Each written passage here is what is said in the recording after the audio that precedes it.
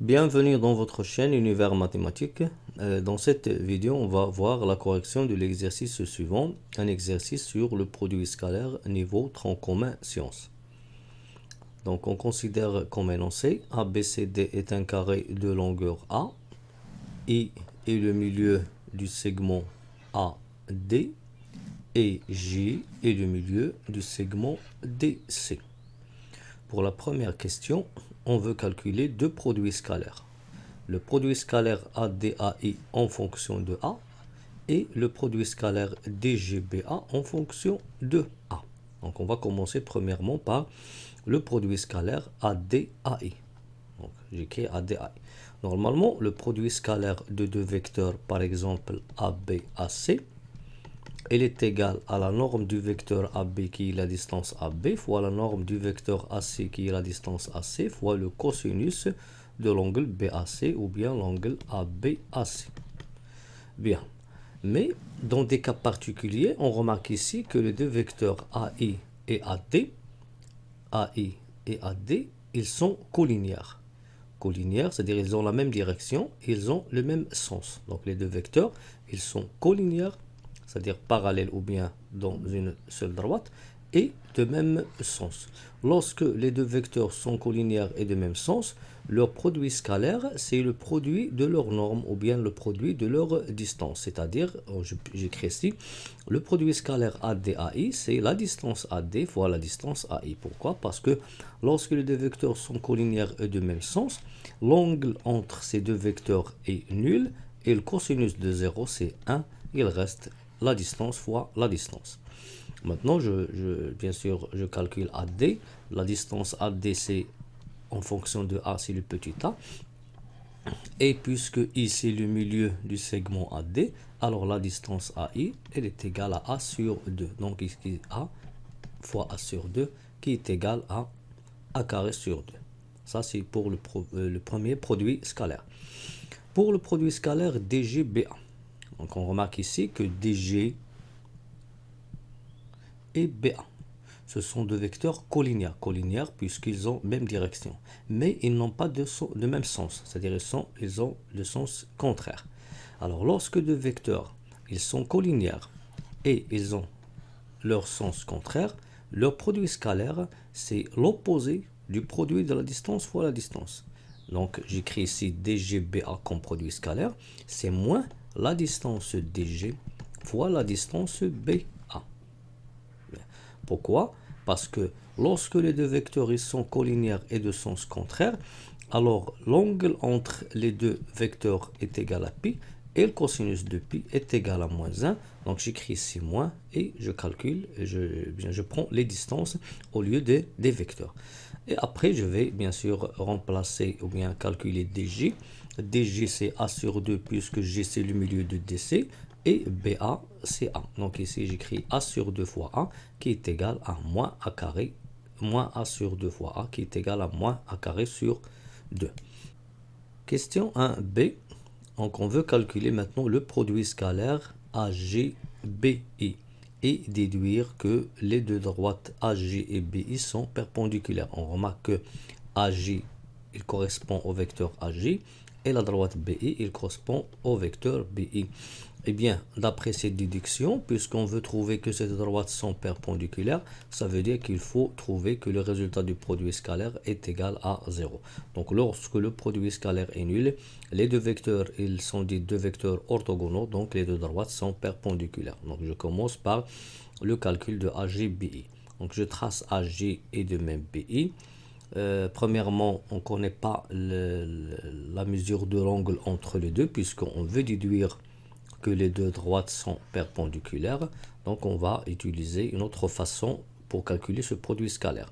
Les deux vecteurs AGBI ne sont pas collinéaires, donc on ne va pas utiliser ce qu'on a fait avant, mais ici on va utiliser la décomposition en utilisant la relation de Charles. Donc je vais écrire AG, le vecteur AG, en l'écrivant sous la forme AB plus AB plus BJ. Le vecteur AG, je vais l'écrire AD plus DJ.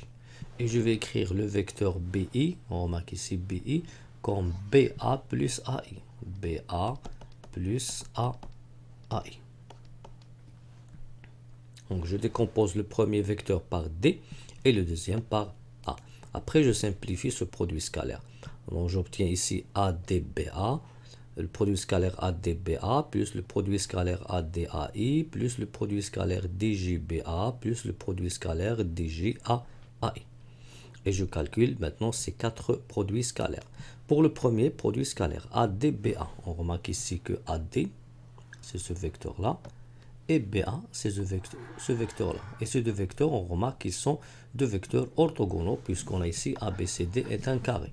Donc ici, on a deux vecteurs orthogonaux. Donc le produit scalaire de ces deux vecteurs est égal à 0. Bien.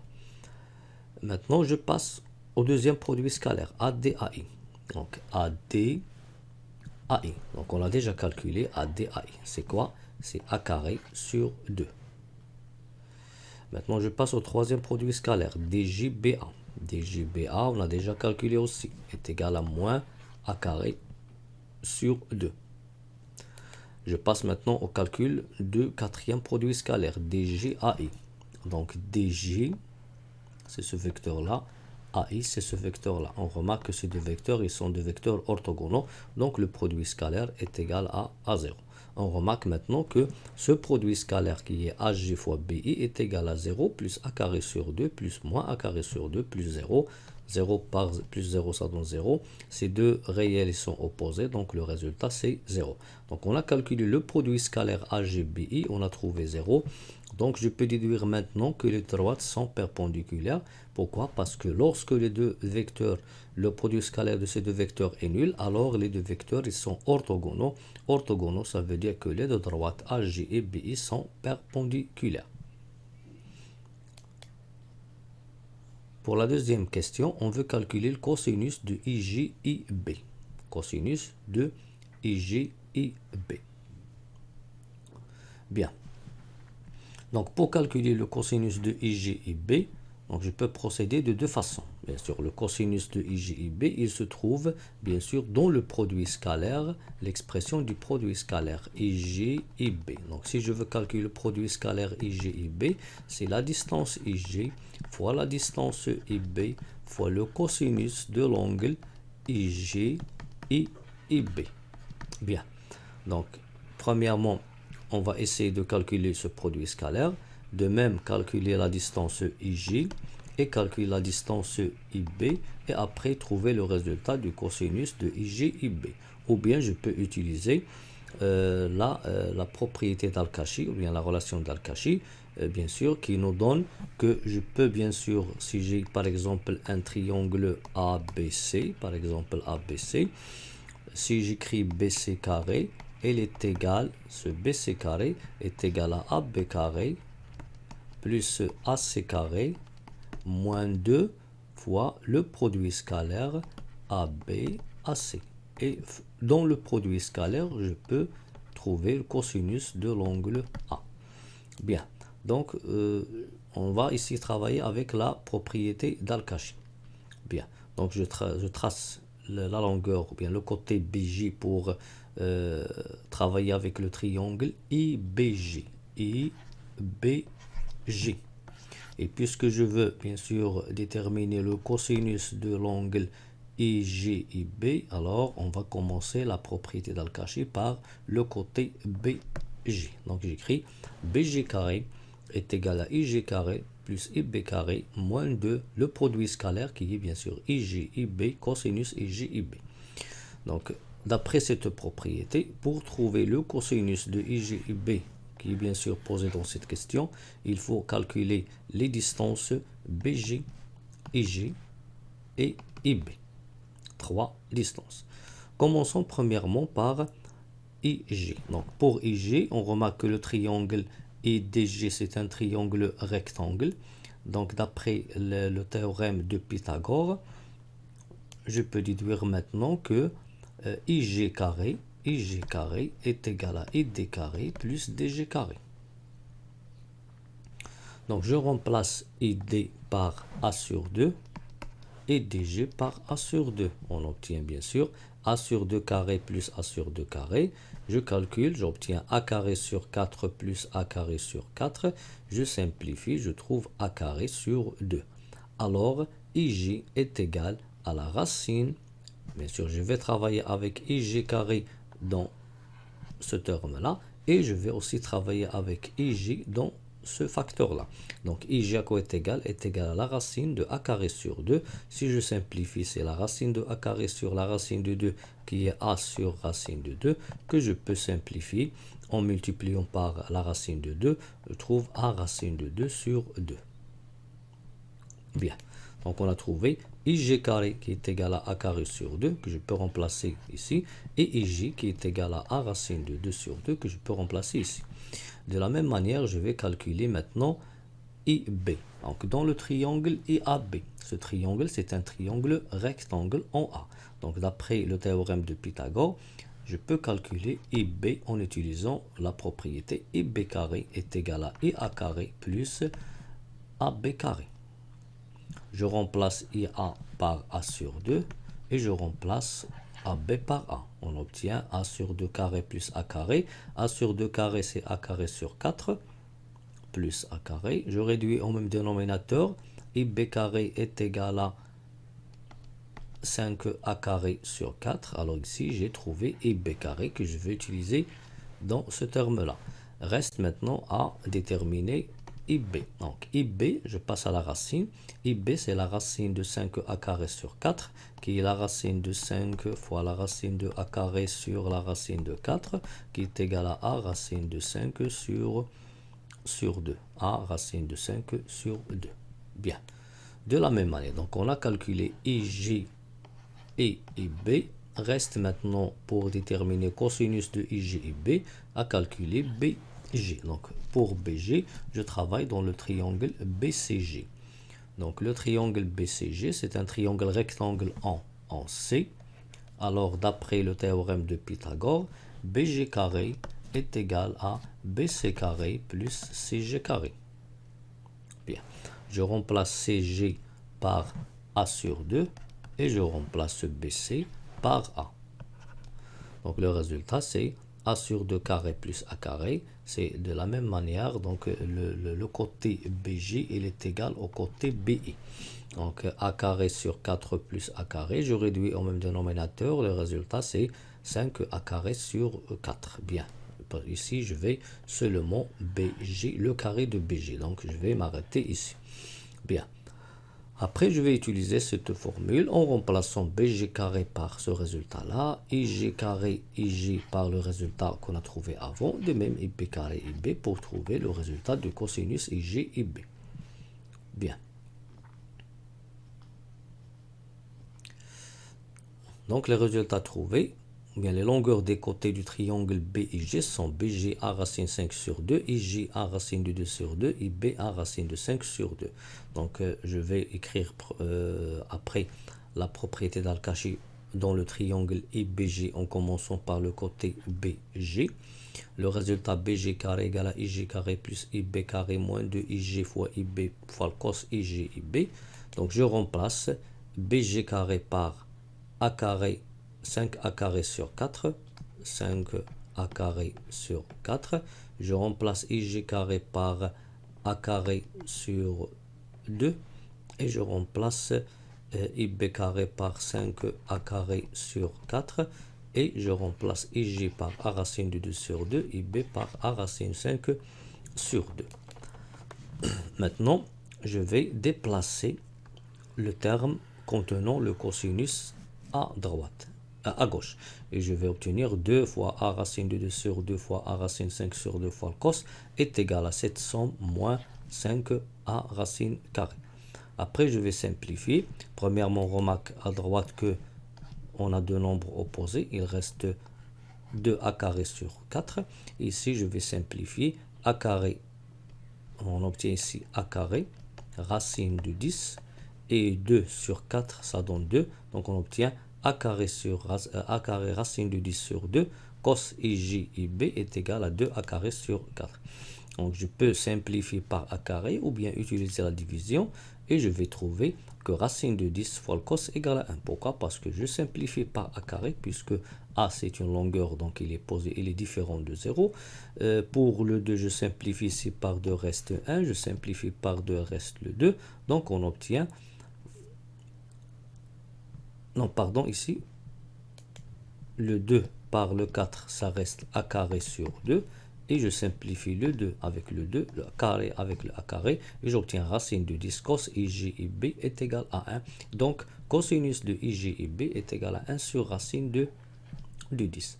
Donc, on a déjà dit que je peux trouver ce résultat en utilisant le produit scalaire. C'est-à-dire, je peux utiliser le fait que ig et b est égal à la longueur ig fois la longueur ib fois le cosinus de l'angle IG et B. Bien. On cherche cosinus. Donc, IG, on l'a déjà calculé. Il faut le calculer en utilisant la propriété de Pythagore. C'est a racine de 2 sur 2. Je dois calculer IB. C'est a racine de 5 sur 2. Et je dois aussi calculer IG et B. Et comment calculer IG et B? Je calcule le produit scalaire IG et B en utilisant la relation, de Schall. Donc, IG, on remarque que je peux utiliser le point D. Donc, ID plus DG multiplié par IB. IB, c'est quoi? C'est IA plus IB. C'est IA plus AB, pardon. Et je calcule ce produit scalaire et je remplace sa valeur ici, la valeur de IG, la valeur de IB, et je calcule cosinus et je trouve 1 sur racine de 10. Bien, pour l'autre question, on considère K le point d'intersection de AI et BI. Ça, c'est le point d'intersection. Et on veut montrer, on a déjà montré qu'ils sont perpendiculaires, bien, les deux droites sont perpendiculaires. K, c'est le point d'intersection. On veut montrer que BK moins IK égale à 3A racine de 5 sur 10. Donc, je peux utiliser la propriété de Pythagore. Donc, ici, je remarque ici j'ai BK, et BK, c'est la longueur d'un côté du triangle AKB. Donc, je peux utiliser le fait que AKB, c'est un triangle rectangle en K. Donc, d'après le théorème de Pythagore, on obtient AB carré. Donc, d'après le théorème de Pythagore, AB carré, ça c'est l'hypoténuse, est égal à AK carré plus KB carré. Je peux écrire maintenant que KB carré est égal à AB carré moins AK carré. Et de même, je remarque ici que IK, c'est la longueur d'un côté triangle AIK, qui est un triangle rectangle. Donc, je peux utiliser la propriété de Pythagore. Donc, AIK, c'est un triangle rectangle en K. Alors, d'après le théorème de Pythagore, donc, du fait que AI, c'est l'hypoténuse, donc je peux écrire que AI carré égale à AK carré plus KI carré. Et ici, je vais écrire que IK au carré, c'est AI au carré moins AK au carré. Bien. Après, je vais utiliser la différence. Donc, BK carré moins IK carré. Donc, à quoi est égal BK carré moins IK carré est égal à cette différence moins cette différence. Ici, je vais utiliser l'identité remarquable. BK carré moins IK carré, c'est BK moins IK facteur de BK plus IK. BK moins IK facteur de BK plus IK.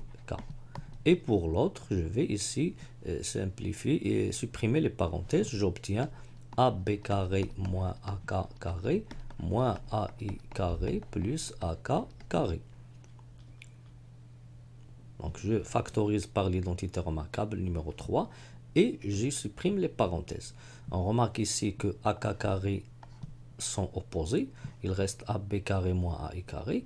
Et ici, bien sûr, BK plus IK, quoi est égal BK plus IK, il est égal à BI. Donc, je remplace ici par BI. Donc, je garde la différence BK moins IK puisque je vais chercher sa valeur, multiplié par la simplification BI qui est égale à AB carré moins AI au carré. Bien. Et AB carré, c'est quoi? A, c'est A. donc A carré, et AK c'est et pardon, AI c'est quoi? C'est A sur 2, A sur 2, A sur 2, le tout au carré c'est A carré sur 4. Maintenant, BI c'est quoi? BI on a déjà calculé avant, donc je vais remplacer ici par BI par sa valeur et simplifier cette différence. Cette différence il nous donne 3 A carré sur 4 et BI on a déjà montré qu'il est égal à A racine de 5 sur 2 dans la dernière question. Donc on obtient BK moins IK fois A racine de 5 sur 2 est égal à 3 A carré sur 2. Maintenant la différence BK moins IK est égal à 3 A carré sur 4 divisé par A racine de 5 sur 2. C'est-à-dire c'est ce nombre-là fois l'inverse du deuxième. Je simplifie maintenant par le A et j'obtiens A en haut. 3, je garde 3, 2 par 4, je simplifie, il reste 1 en haut, 2 en bas, racine de 5. Donc j'obtiens 3a sur 2 racine de 5. Si je multiplie par racine de 5 en haut et en bas, j'obtiens 3a racine de 5 en haut et a fois 5, 2 fois 5 qui est 10. Donc le résultat c'est 3a racine de 5 sur 10. Ça c'est la valeur qu'on veut trouver.